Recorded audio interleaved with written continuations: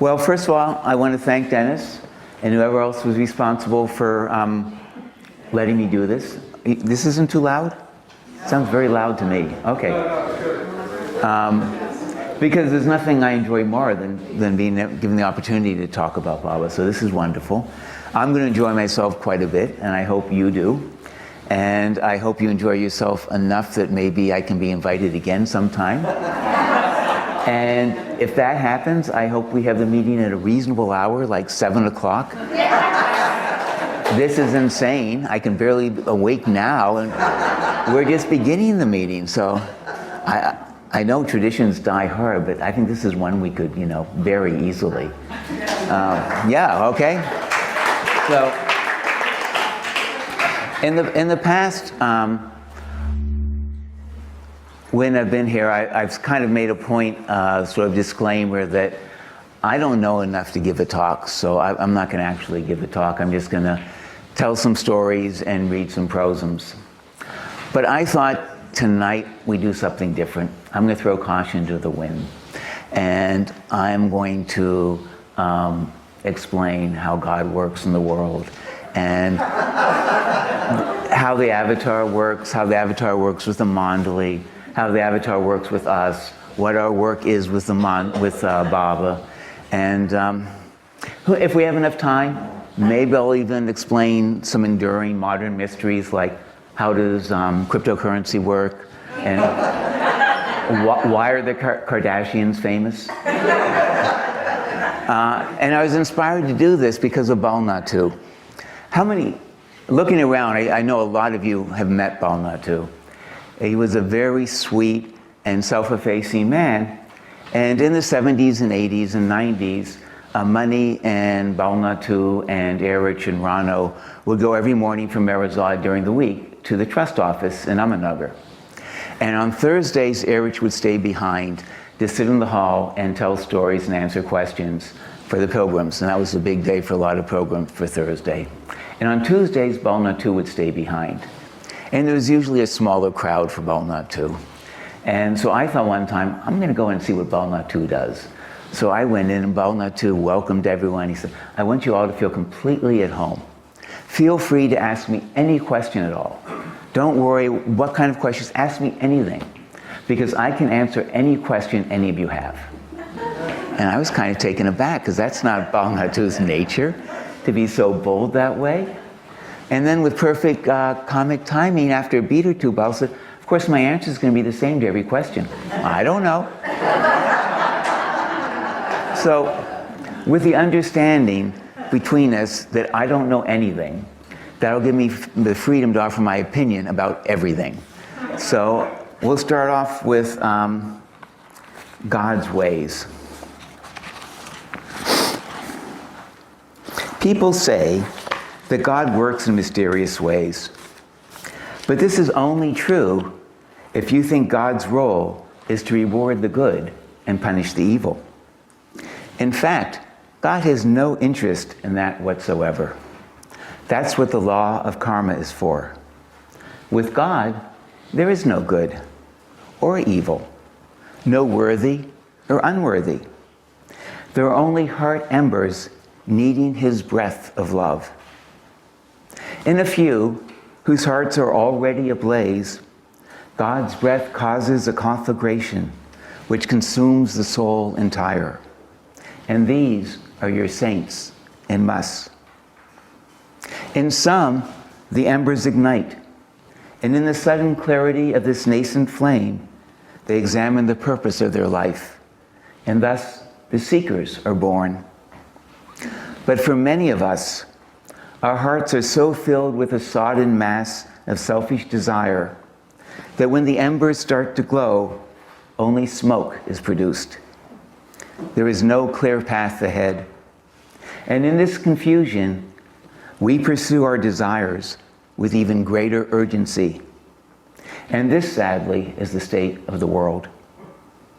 But God does not work in mysterious ways. For even this ardent pursuit of lower desires helps burn away the heart's clutter and moves our souls that much closer to God. God's work is straightforward. he pushes every soul a little closer to himself. And everything else is just illusion.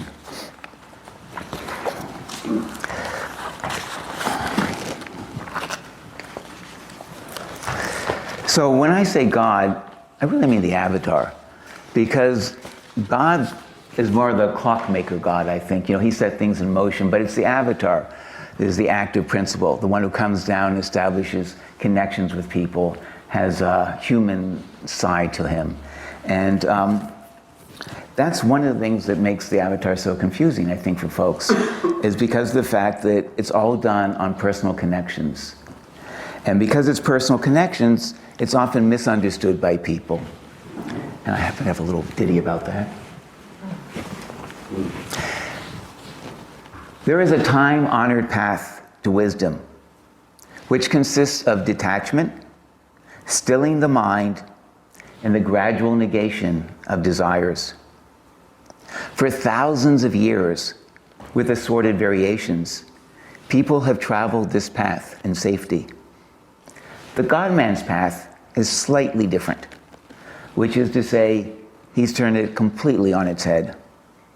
He teaches detachment, for example, by insisting that his followers throw themselves wholeheartedly into every activity, no matter how seemingly inconsequential or unimportant, but then demands that they be able to drop it instantly at the clap of his hands.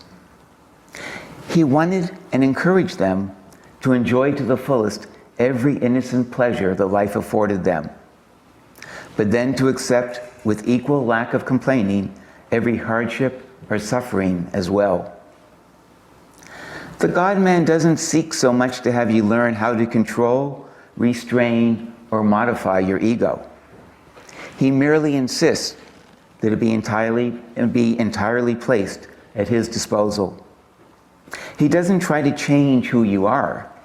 He just demands that you live for him and not for yourself. That is why the God-man is not a teacher, a guru, or a guide.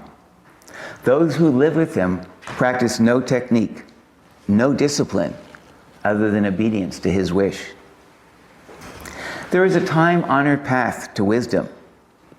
And then there is a life with him which has no path other than following him at all times.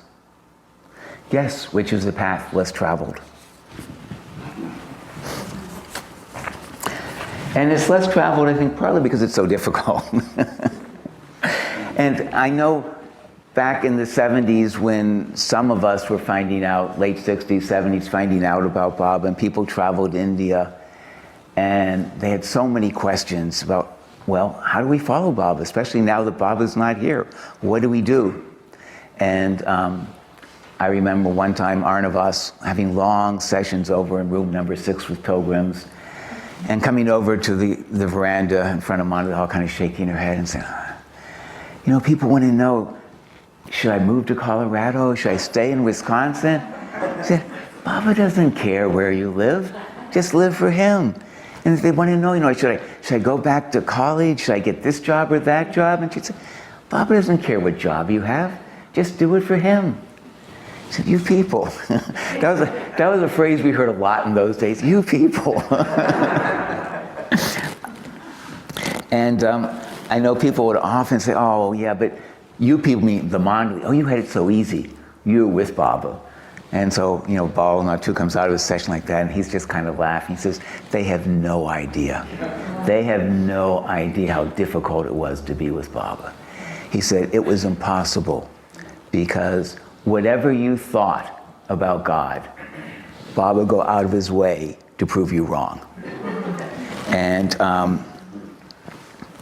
he said, even in little things, for instance, for Bal Natu, growing up as a Brahmin, and he had a certain conception of God, and in his conception, God didn't play cards. God didn't go to the movies. So he had to do a little mental rearrangement. Okay, I guess that's okay, that God can do this. And whatever it was, Baba, for instance, Malcolm and Jean, Malcolm Schloss and Jean Adriel were very spiritual. And they had a spiritual bookstore. and they had definite ideas of what spirituality was all about. And the one thing they were really pretty sure of is that spirituality had nothing to do with money. So of course the job that Baba gave them when they came was to go around and collect money in his name, which they found very, very difficult to do. And I'm sure that's why he gave them that job. They also then had to address a huge gathering of people to tell them how in just a few days Baba was going to break a silence in Hollywood Bowl and everything was going to be changed. And before, there were hundreds of people coming to this gathering, and right before they had to go and talk, they got the cable from Baba that he wasn't coming back to California at all. He was going to India from China and he wasn't going to break his silence. And they actually weren't up to the task. Apparently they didn't break the news to the crowd that night. They waited later, but they did still have to go and face everybody and had their ideas of who God was and how God worked completely shattered. And that's why relatively religions are easy. Some of the theology may be confusing, and there will always be doctrinal disputes and controversies over the precise way to perform some ritual. But in general, there are clear-cut rules and regulations that are easy to understand, if not always to follow. Even the so-called spiritual paths, although seemingly shrouded in mystery, are not all that complicated. Of course, others on a different path will look askance at you on yours.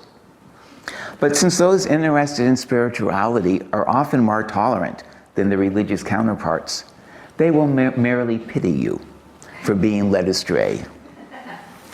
But if you ever come to the avatar, then forget about it. It's not so much that life will be physically impossible, that you will have to go long periods without sleep or food, or face incredible hardships or austerities, although you might. It's that the avatar will make sure that whatever you think you understand will be proven wrong. Your conceptions of God, whatever they are, will be systematically destroyed. Your ideals of justice, your sense of right and wrong, will be dismantled and overturned. The emotional distress at his hands is a given, for he will twist your heart like a damp towel, squeezing every last drop of moisture out. But that would almost be bearable if your mind could get some purchase.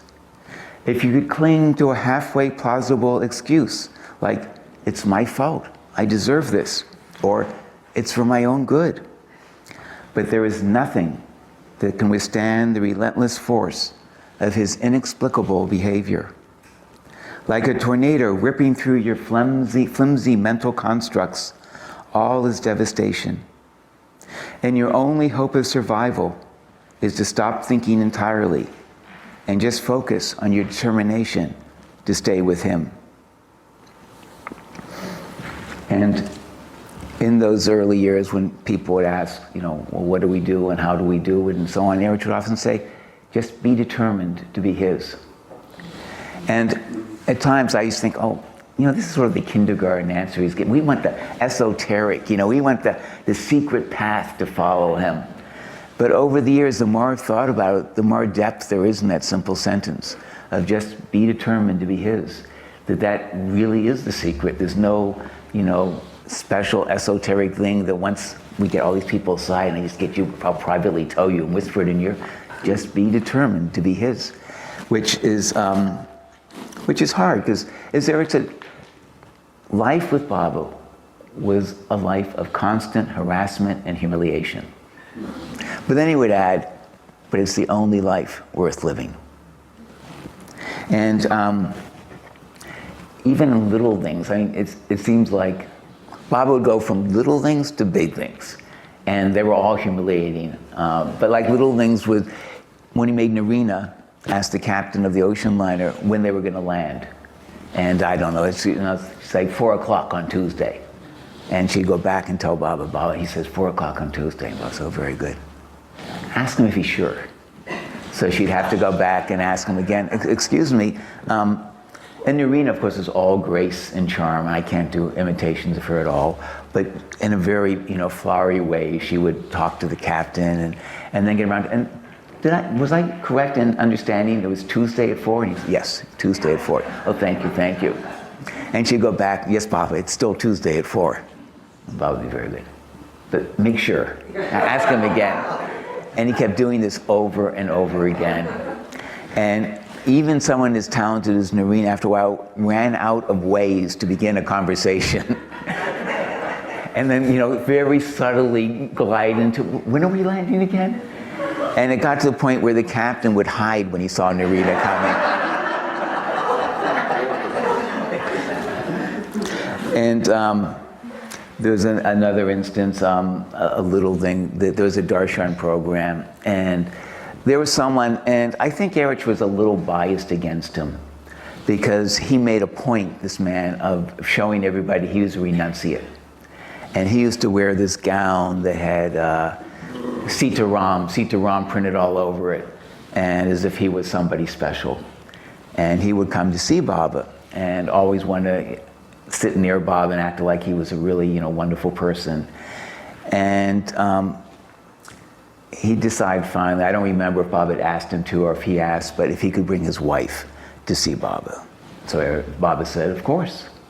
So anyway, there's a darshan program, the men are on one side and the women are on another side. And there's a little aisle, and this man is bringing his wife to see Baba. But instead of walking next to her, for some reason, he's kind of walking backwards towards Baba, sort of encouraging his wife, come see Baba. And so he's coming towards Baba, and Baba's had an accident, and so it's very painful for his hip. And he says, I see this man, and as I said, I think he had a sort of bias against him to begin with. I mean, is this the way to approach God, with your fanny up in the air that way? It's as if he's having Baba take darshan of his rear end, and what is this? And he's coming closer and closer. He's going to bump into Baba, and that's going to be painful for Baba. And finally, Erich had nothing. He put his hand out to stop him. And Erich admits, well, maybe it wasn't just putting his hand out. Maybe he pushed a little bit. And the man went tumbling into the women's side. And he gets up and he starts abusing Erich like anything. Because this is so awful that this renunciate is now touching women he doesn't even know, because Erich, this arrogant man, has knocked him down.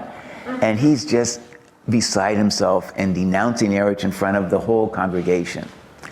And of course, what Baba says is Erich apologize to him. So Erich has to say, oh, I'm so sorry, and apologize. And that was just a little example. Erich said, that's my whole life was like that. It was just constant humiliation. And he said, and then for years, anytime that man saw me, he'd begin abusing me again. So it never really ended. But Baba would find, the little ways like that to play on you. So for instance, Adi, the funny thing is all these people, all the Mondali, would have died for Baba in a second. But they still had little quirks. So Adi, for instance, was very fond of automobiles. And he had got a new automobile and he was very proud. So Baba wanted to go in the new automobile and go to Pune and see a cricket match, because Baba loved cricket. So Adi and Gustaji and Baba and Ali Shah, the Mus. I didn't know he was interested in cricket. But, Baba said he was a very nice Jamali Mus, and so they took Ali Shah to the cricket match. And so they get to the cricket match, and they park outside, and somehow I imagine like this huge field, but sort of open, so they're next to the road, and they could sit there and watch the match going on. And so they get out of the car, and Adi's there, he's a brand new car, and it's a very fancy car, and not that many people had cars in the 50s, so it was something to be proud of. He has this nice car, and they're watching the match, and Baba's happy. And Ali Shah immediately squats down and defecates. This doesn't faze Gustaji. He's always got old newspapers and rags, so he cleans up after him. But it got the attention of some of the cricket players. What's going on? They're kind of looking over there, and Adi moves a little bit further from those. I don't know who these people are. And so cricket game, and Ali Shah goes to the bathroom again. And I don't know if this is true, but on one account it says basically the cricket game came to a stop. And all the players wanted to see what is going on here. And they all come to watch this. He's moved way away. I don't know these people, they have nothing to do with me. And Baba says, okay, the cricket game, let's go. And they all get in the car and they drive away. And then Baba says, you know, Adi, even I was embarrassed about that. But, you know, in slightly bigger ways too, Baba would bring home to people sort of the correct evaluation of things. I know one time there was someone who came, and one of the things that was difficult about Baba's ways is that his sense of justice didn't conform to our sense of justice. And that's a really hard one. I mean, it's one thing when it's just that, well, I'm not getting kind of what's due me. But when you see that Baba is lavishing attention on some scoundrel, it just rubs you the wrong way. And so there was this person who came from Erich's hometown. So he heard stories about this man and what a rascal he was. Rascal and scoundrel, you know, are the Indian terms for people that are not up and up. They're always tough. That's one of the worst things you can be, is a scoundrel or a rascal. Anyway, so this guy comes, but when he came, he acted like he was the greatest lover of Baba in the world. And Baba seemed to believe it. And Baba would always have him sit next to him and would pat him on the back. And the guy would tell Baba how wonderful he was and how wonderful Baba was. And it got to be too much for Erich, because Erich would, you know, get letters from people back in Nagpur about this guy, you know what he's done now, and he's doing this and he's doing that. And so finally Erich couldn't take it anymore. He said, Baba, this guy's a complete scoundrel. Why are you taking in? Don't you know what this person is like? How can you do this? It's just all a ruse. It doesn't mean anything. It's a sham. He's a hypocrite. And Baba got very upset with Erich. So what do you know? You don't know anything. And he held his hand up. And the light isn't right. But if the light were right, there'd be a shadow. Yeah. And he held his hand up, and there's a shadow on the wall. He says, you see the shadow. I see into his heart. And I tell you he's a good man. And then Erich goes, I can't say anything. I can't argue about that. And no, I don't know if this is true or not. I'm so skeptical. I think it's possible Erich put this little coda on to make all of our Western minds feel good. Because Erich said, and you know what happened? Over the years, he did turn into a good man and a real Baba lover. I'm suspicious. I think Erich may have just said that to make us feel, oh yes, now this conforms to our sense of justice. It would have worked if he'd been a scoundrel for the rest of his life, because Baba could see what his heart was like, and we cannot. So we're not in a position to make those judgments. And that was, like all the lessons Erich learned, one lesson, and then that lasted him for the rest of his life. All the lessons we don't learn, we have to get repeated over and over and over again. One of the many reasons why we're here, and the Mondali were there with Baba. But one of the things that, in terms of the sense of, you know, it isn't right, but actually Balnatu said, and Balbo said, that when they came, they absolutely believed Baba was God. And actually Balnatu gave a figure, a percentage. He said, I was 99.9999. I don't know how many nines he gave percent convinced. But that one little, you know, fraction of doubt was because of the Mondali. How could God accept these people and let them live with him? And Bao said the same thing. You know, there's no problem with Baba, but the other Mondali, I mean, how can Baba's chosen these people? How can this be? And one time early on, Bao was there and he saw Alaba just abusing the servants, just yelling at them. And Bao would just come, he thought, even in the world, you don't treat people like that. You don't yell at people like that. And here's supposedly one of Baba's Mandali who's been with him for a while, and he's acting like that. And he just thought, this isn't right. And so of course, when you have that feeling, it shows. And even if it doesn't show, it shows to Baba. Baba knows what's going on. So Baba, of course, you know how this goes. Bao, what are you thinking? And Bao would always say, nothing, Baba. And that would go on, repeat it over. And finally, Bao would say, Baba, I saw Alaba doing this, and I don't think that's right. And Baba says, oh, you don't think that's right? You know, I think you're right. I think what you want is you want the ideal life. And there are ashrams here in India where you can find that. Nobody ever raises their voice. Everything is orderly. You get up in the morning, you meditate, everyone's serene and calm. Perfect. Let's see it. And he starts thinking. And of course, other Mondali love this kind of situation. I know where he can go, Baba. I know just the eye. And they're all talking about which ashram they should send Bao to. And Baba's, no, Baba, please, it's okay. It's okay. And then, you know, the Mondali are so good. Baba, you know, there's a 4 o'clock train this afternoon to Delhi. And if he takes that, he can go up to Hardwar and he can go to Shiva Nanda's place. No, Baba, it's okay, Baba. I don't want to go. And finally, Baba says, you know, Bao, there is that ideal life, but with me, you will never find the ideal life. Because with me, it's the spiritual life. And the two aren't the same at all. And for me, the spiritual life is I have to bring out all the dross, all the stuff that isn't good, so I can wipe it away. It's got to come out.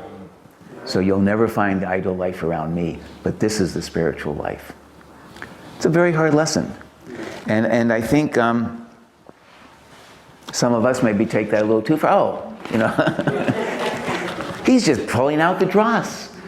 You know, that's okay. This is Baba's doing. That's why I'm such an idiot. But Baba did want us to try our best to have control. You know, it was very difficult. And one time, I know Goher was telling stories, and most of Goher's stories are not about the early days. I mean, she does tell some stories of the early days and taking care of the ducks and interrupting Baba talking about the 7th plane to ask, you know, to tell, Baba, we're out of duck food. And Baba says, I was on the 7th plane and now you brought me down this slow. But she took it so seriously that out of duck food, you know, you've got to tell Baba right away. But most of her stories were about the later years of Baba's suffering. And Baba's suffering and the fact that she couldn't alleviate it no matter what she did. And Baba, of course, made it as difficult for her as possible because he would not allow her to consult other doctors. And as a doctor, I mean, she would read medical magazines as much as she could, but there's no substitute for real life experience, and she wasn't getting that, and she wasn't getting to consult with doctors who had it. So she just felt completely helpless, and Baba was suffering. And then she'd say, Baba, please, let me talk to Dr. Grant. And finally he would say, let Dr. Grant come for a visit. He said, but you can't consult with him when he comes. And she would start to cry.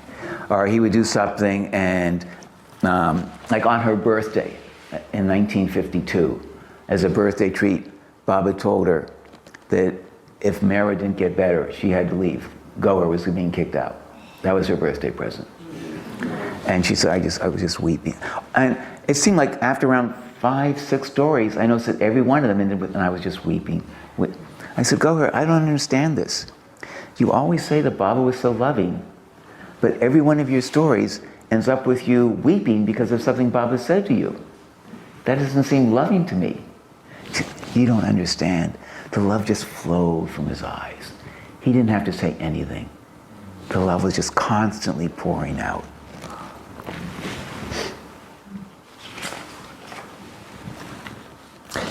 It doesn't matter what you take Baba to be.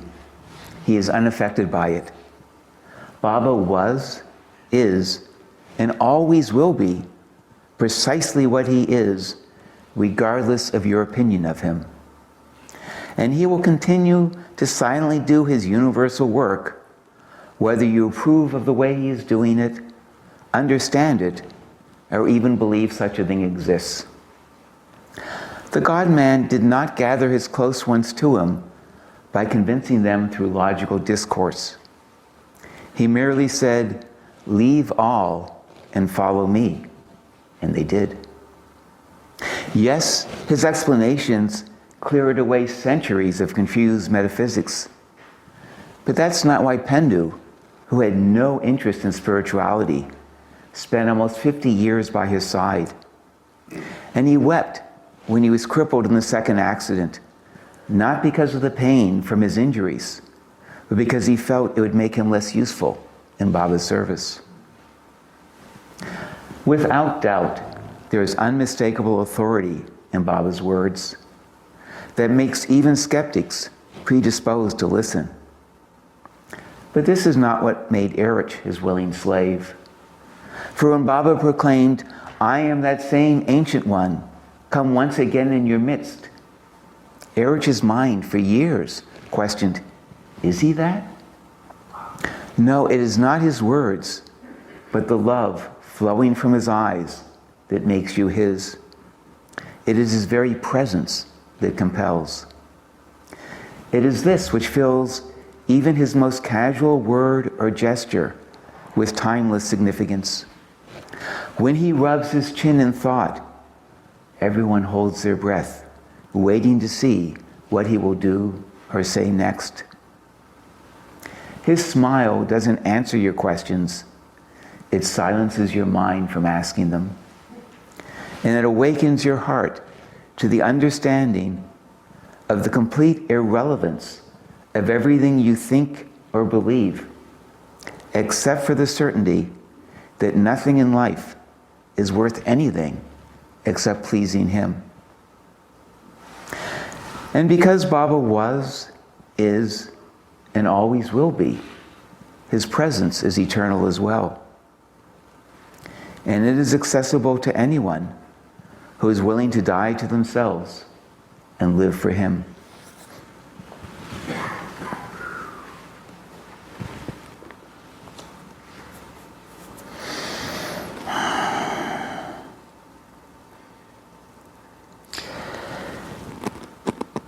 Still, as I said, living with him was not and is not easy.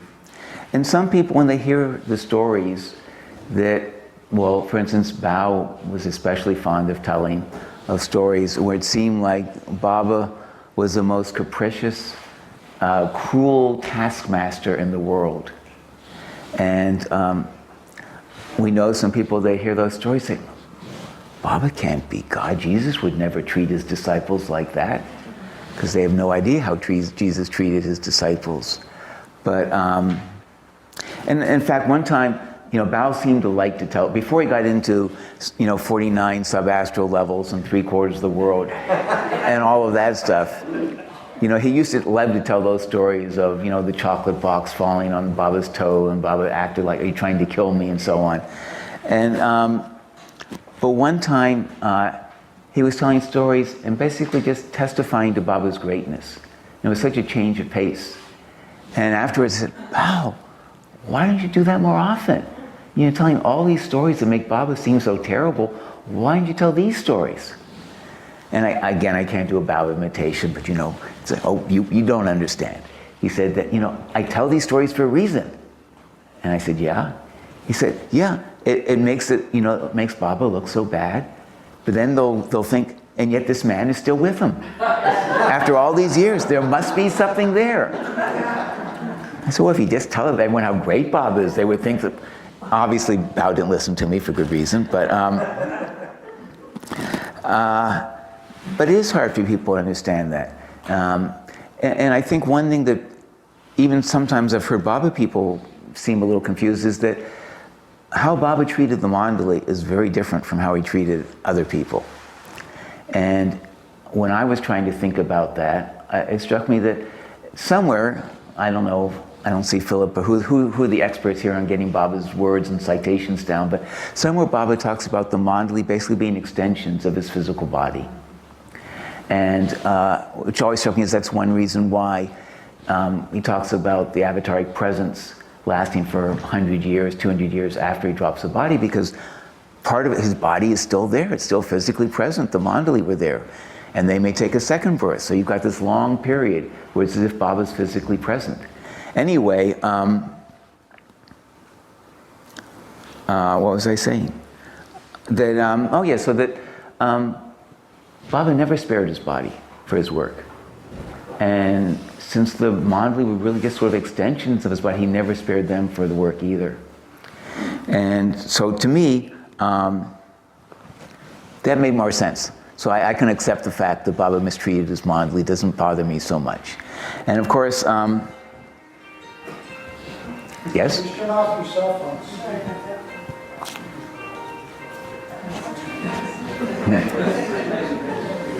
Okay. Nothing's perfect. A long ring.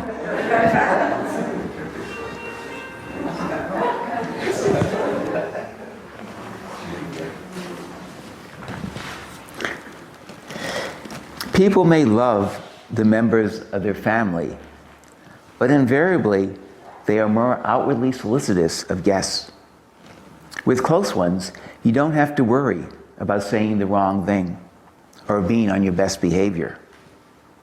Which is why God seems to lean over backwards to accept and encourage those whose relationships with Him are the most tenuous, while treating His close ones with an intimacy that seems to resemble callous disregard.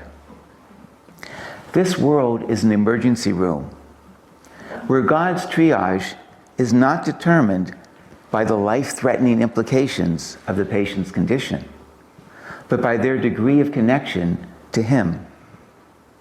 Those who have already been vaccinated with God's love can be wheeled in with the most dire complications and left to die unattended in the corridor, while the one who doesn't even believe in God will be put into the ICU with round-the-clock care for a splinter. Are you sure you want to become one of His close ones? But of course, the Mondali didn't mind, and in fact, it's delightful in Donkin's diaries, which I know some of you have read. You get to the point where Donkin is so happy because Baba has finally just started blasting him. And he goes, I've been accepted. Now I'm one of the close ones because Baba didn't spare me at all. And Sheila Fencer tells the story that in the later years, when Donkin was living in the compound, and he didn't get to see Baba very often, and Adi didn't get to see Baba very often. And Donkin, from other people's accounts, not from Sheila's, was let's say he's eccentric. And so his behavior caused problems in the compound. And Adi had had enough. He said, Baba, it's gone too far now. You've got to do something. Let us come out and you just, lay down the law to Donkin because I just can't stand it anymore. So Baba agrees. So Donkin and Adi drive out. And Baba starts, as we say in India, to fire somebody. He just starts blasting Donkin for not behaving. And much to Adi's immense annoyance, Donkin is grinning like a crazed fool because he is so happy to be in Baba's presence. And he's so happy that Baba is blasting him. And he is just delighted. And Adi's like, I can't believe this. And Bal Natu said, which also helps, I think, explain a little bit, he said, Baba's love was such that his rebukes made you love him more, which I thought was really interesting. And I'll give a couple of quick examples. For instance, Pendu in the early years, one of his jobs was to clean they had a clinic of some sort, hospital in Lower Mehrabad. And he was taking care of it, and every day Baba would come and inspect, and every day Baba would find something wrong. It wasn't clean enough, the bed sheet was soiled, something. Every day. And of course these people, that's all they're living for, is to please Baba. So every day he tries really hard, and every day Baba finds something wrong. So he finds, okay, this is it. Tomorrow it's going to be perfect. And he spends the entire day cleaning everything. And he piles up fresh sheets, so in case there's some patient who's soiled the bed, he'll change it immediately. He's done everything, and he's sure today when Baba comes, it's going to be perfect. So Baba comes in, and he walks across the room, and he opens up a medicine chest, and he reaches way inside, underneath the shelf, finds some dust. So Pendu realizes it's totally impossible. I'll never be able to please this man, this God. And so he says, okay, that's it, I'm leaving. And he just leaves. He just starts walking down Station Road, and he's going to get a train and go back to Pune or Kuwait. I don't know where he's going to go, but he's leaving. And after a while, he hears someone, Pendu, Baba wants you. So he goes back, and he goes to see Baba, and Baba's waiting for him, and he goes up to Baba, and Baba gives him a tight slap. He said, Pendu, what happened then? Pendu laughed. I went back to work. Lesson learned. It wasn't his life anymore. He had given his life to Baba. And once you give the life to Baba, it's, Baba's pleasure whether he's going to be annoyed with you or not. Actually, well, yeah, I guess we have some time. Rano had a similar, well, in a way, experience in that in the 50s, she went through a period where everything she did was wrong. And everything she did, Baba was unhappy with. And so finally, she reached the point where she came to Baba and she said, Baba, if I can never please you, if everything I do is wrong, maybe it'd be better if I left. Because then you wouldn't, I wouldn't be displeasing you. And she said, Baba gave me a look of such disgust. Like, this is the dumbest idea I have ever heard in my life. And that look was just enough to make her realize, okay, yep, it's not up to me. If Baba wants to be unhappy with everything, that's the way it is. I just go ahead and do my job, and if he wants to be unhappy, he's unhappy. But I mean, it's sort of similar is that one time when Baba went through a period of ignoring her. And Baba when they would come to Pune, at this point she was staying in Bindra House, which is Erich's family's home. But Baba would visit Bindra House very often. And when he'd come to Bindra House, Baba was always loving everybody and greeting everybody. It was like he never even saw Rana was there.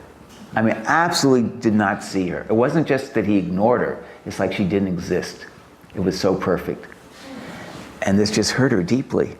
And this went on day after day. And then the thought came to her, to do it so perfectly, to never actually have me register at all in his consciousness that I'm even in the room, that must take a lot of effort. He must be spending a lot of time and effort to ignore me that perfectly. And as soon as she had that thought, Baba stopped ignoring her completely. But there was some of you may have Manikala Rao from Andhra, a very skinny fellow, worked on the railways, of course, as so many of the Andhra people did. And he became a stalwart for Baba and did a lot of work for Baba. And in Baba's initial 2 visits, Baba appointed 4 people, KDRM they were called from the initials for their name, and they were in charge, KDRM. They were making all of the arrangements. And as always happens with Baba work, there was some friction. And in this case, it was brought to a head by the fact that Baba saw Manik, and I don't know who, there were 5 of them. Maybe Raghavulu was one, I don't remember. But 5 of them, Baba said, you come with me, because Baba would go from city to city, and there'd be a huge entourage. There were like 70 people traveling with Baba. So many Mondali, so many other people joining. Francis Brabazon came and traveled around with Baba. And so Baba said, I want you 5 to be with me and travel with me. And they were so happy. But somehow, KDRM didn't get this message. So they were, it doesn't matter, they were Tari Palagudam, but, and all the Mandali were staying in like the traveler's bungalow. But KDRM would not allow these 5 to stay there. And all the Mondali had breakfast together, and these 5 were not allowed to eat with them. They had to find their own accommodations and get their own food, even though Baba said, come with me. So Manik was a little bit of a fiery fellow, and he had a grudge against KDRM, because he thought KDRM, well, you know how it goes. That's pretty obvious. He thought they were just taking care of their friends and ignoring little people like him and this and that. And so Baba had gone off to, I think, some poor feeding or something, and then was coming back to where Baba was staying, and they had gone there. And they had gone to see Baba and complain. And so Chuggan comes out and says, what's going on? So Manik tells him, KDRM has done this. Baba has said for us, and they won't give us a place to sleep, and they won't give us any food. Chuggan says, okay, wait. And he goes in and he gets some food, and he comes out and gives it to them. And then Baba comes back from the program. and goes inside, and Chuggin tells him what had happened. So Baba comes out, says, what's going on? And so Manik starts this rant against KDRM and how unfair they are, and how this isn't right, and it's going against Baba's wishes, because Baba has told them to travel with them, and Baba said they could have this. And instead of agreeing with Manik, Baba gets very angry with him, seeming to be angry. When I say Baba gets angry, that's not really fair, because Baba didn't get angry. Baba was beyond that.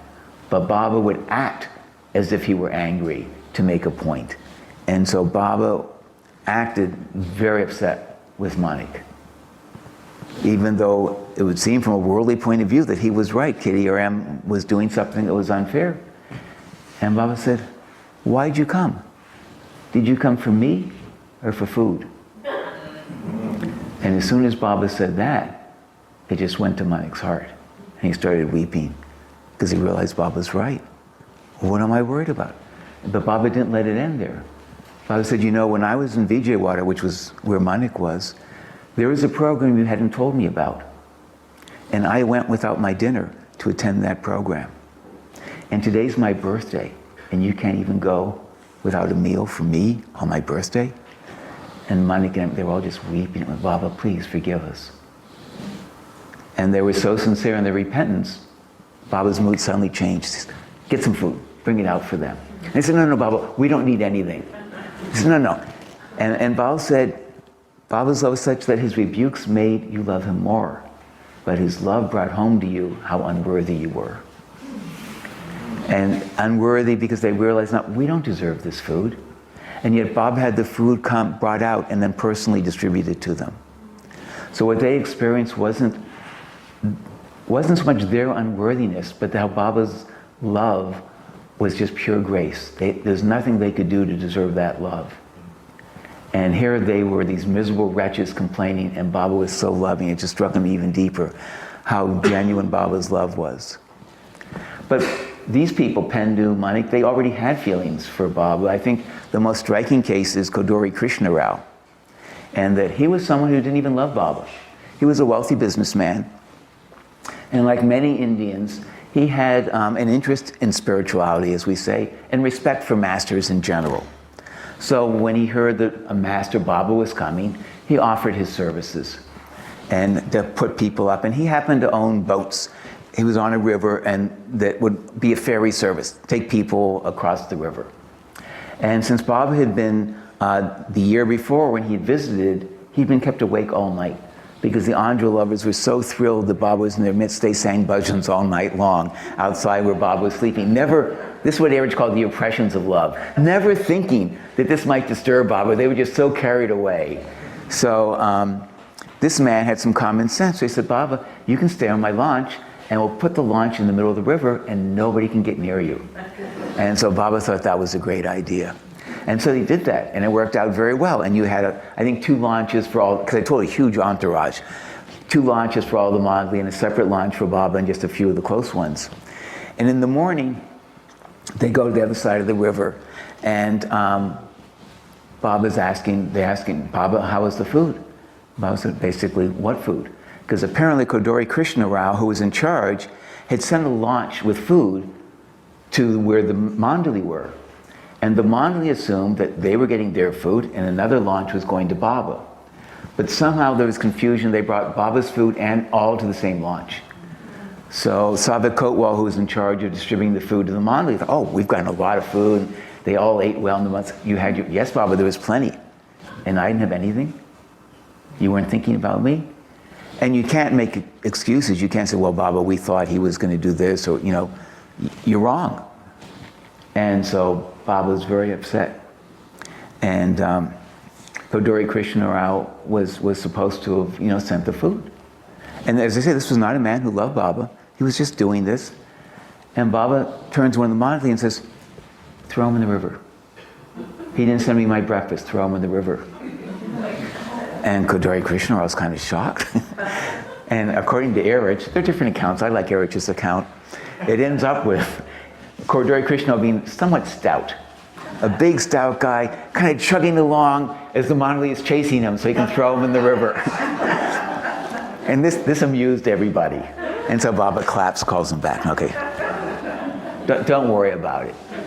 But then he turns to Savik. But you should have known. You should have asked. You should care about me more than about the Mondali. That should be your concern.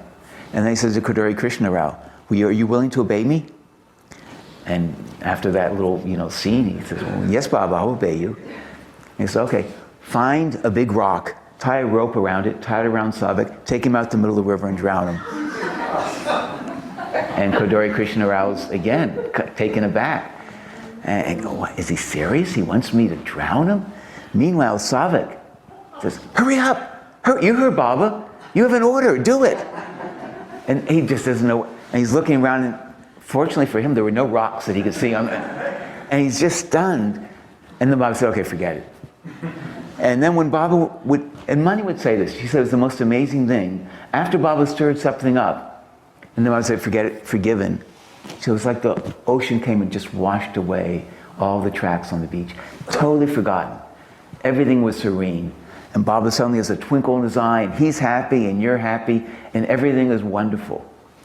And so I can't explain the human heart, but Baba said the rebukes made you feel his love. This turned Kaduri Krishna Rao into a lover of Baba.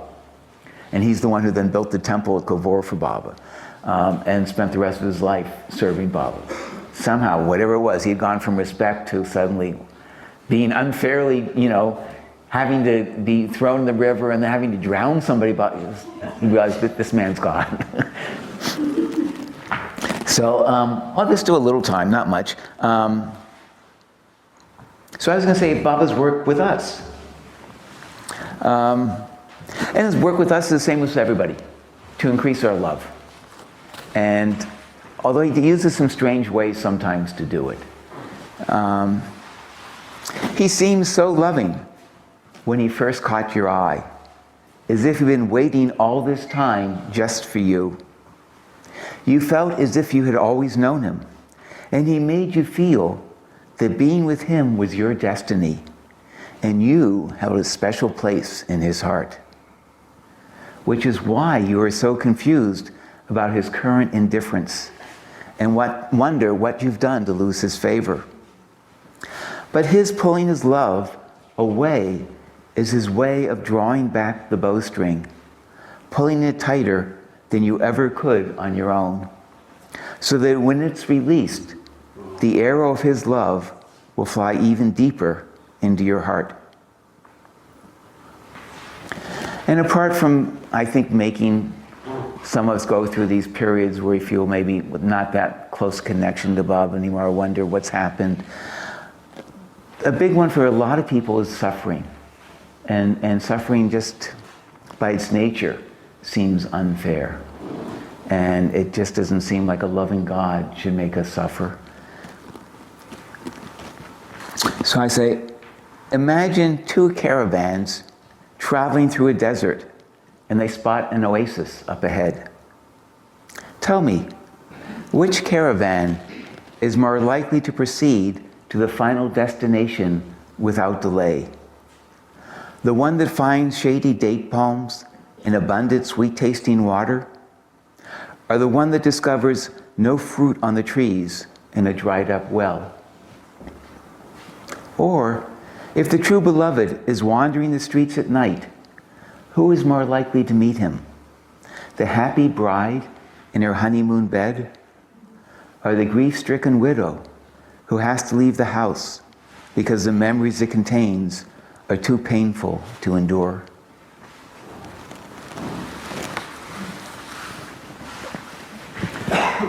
So Baba says suffering is one of the tools he uses to wake us up from our dream and to bring us closer to him.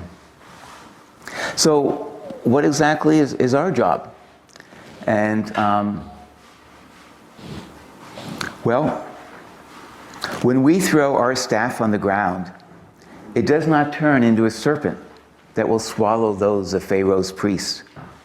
Usually, the only thing that happens is that our staff breaks, and we have to limp away, less able than we were before our bold action. But that doesn't matter. We are not Moses. Our mission is not to free our people, but our own soul. And we can't judge whether we've heard God's instructions correctly by gauging their worldly results. For us, success is throwing down our staff at His command, and the rest is immaterial. So this will be the last one, and then we'll have a moment of silence. Maybe if we started the programs at 7, we could be awake enough to go a little longer, but as it is, it's so late. So I'll read this, and then we'll have a moment of silence. I saw a video of you at the Longchamps restaurant last night. As always, you were captivating. The twinkle of delight in your eye as a small boy garlanded you. Your endearing humanity as you wondered how the big birthday cake was going to be cut. But what really stood out for me was a shot of you casually wandering around the room, threading your way among the tables where the guests sat. You stood behind one table where people were engaged in conversation, and you lightly rested your hands on a woman's shoulders. And instantly, like the scene in The Wizard of Oz, where the film suddenly switches from black and white to brilliant technicolor, she was transformed, beaming with delight, awakened from her shadowed half-life into the full radiance of your presence. The Longchamps is no more. The Delmonico, where you stayed, is also gone. There are no more dinner parties where you sit at the head table, flashing quick messages with your eyes to those alert enough to receive them. But I still keep waiting for you to walk up silently behind me, put your hands on my shoulders, and make me come alive.